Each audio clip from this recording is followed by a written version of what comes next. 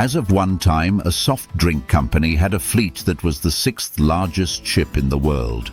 Not a joke. Not making things up. Here is the strange, true story of how Pepsi, the soda brand, briefly became a military force with more guns than some countries. How does a soda go from fighting for shelf space to being in charge of warships? Let's go back. The Cold War is at its worst. The world is tense and split as the two superpowers, the United States and the Soviet Union, look each other down from around the world. There was a strange event in 1959 when the US and the USSR agreed to hold cultural shows in each other's countries to show off the best of their own cultures. A kind of soft power bend. A strange thing happened at the American National Exhibition in Moscow. It was a moment of diplomacy that looked like a soda break. When Vice President Richard Nixon went to see the show, he gave Nikita Khrushchev, the leader of the Soviet Union, a Pepsi. Cameras went off. Khrushchev took a sip. That easy move let Pepsi into the Soviet Union, a market that most Western companies couldn't get into before. But there's a catch. Dollars were not used in business in the Soviet Union. Pepsi also didn't want rubles because they weren't worth much outside of the USSR. What could they give you in return? I thought the answer was booze at first. In 1972, Pepsi made a deal with the USSR.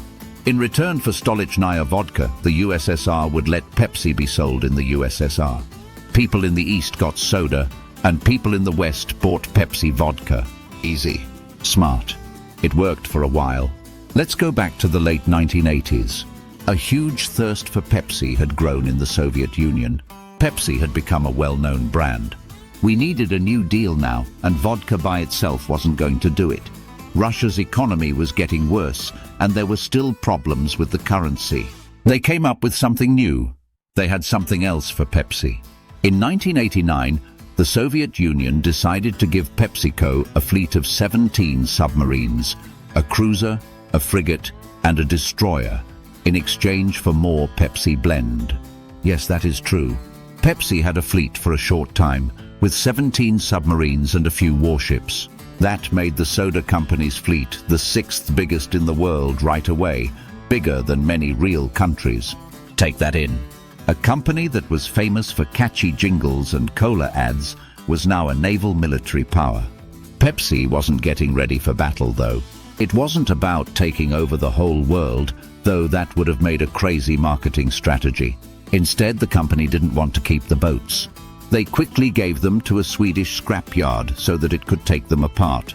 Everything about the deal was a business workaround, a smart swap deal in a world where the Cold War made normal trade almost impossible. The best part is this. When people didn't like the idea of an American company having Soviet military equipment, Donald Kendall, Pepsi's CEO at the time, famously said, "We're disarming the Soviet Union faster than you are." Wild. It wasn't just about soda or subs in this story. It was about how business can do things that politics often can't, like have a bigger impact on the world and be more diplomatic. Pepsi sold more than just soda. It sold culture and relationship, and for a moment, it was a player in one of the tensest standoffs in history. Even though the Soviet Union would fall apart in just 2 years, this strange Pepsi-Navy deal is still one of the strangest examples of how business, creativity, and carbonated drinks have affected world history. When you open a can of Pepsi next time, remember that it used to come with bombs. Thanks for watching, and see you next time.